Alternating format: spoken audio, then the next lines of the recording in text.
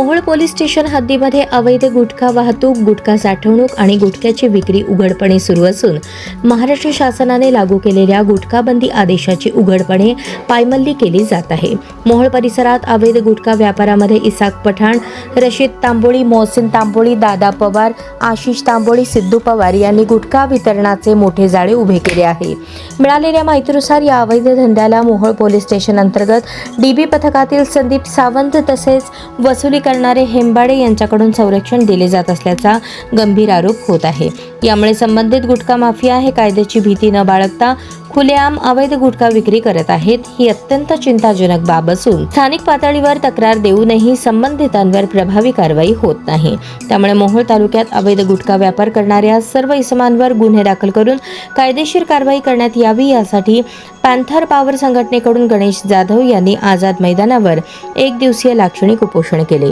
या उपोषणाची दखल घेऊन यमुना जाधव, उपसचिव गृह विभाग यांनी पोलीस अधीक्षक सोलापूर यांना तक्रारीच्या अनुषंगाने कारवाई करण्याचे आदेश दिले आहेत।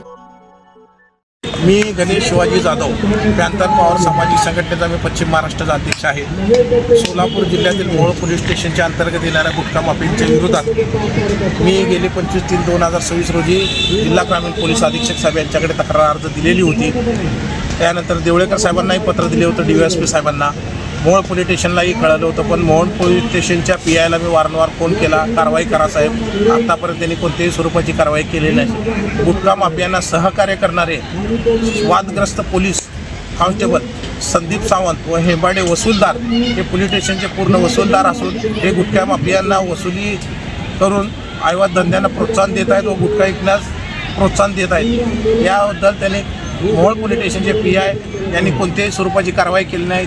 त्यामुळे मी आझाद मैदान पोलीस स्टेशन येथे मी आज आंदोलन करत आहे।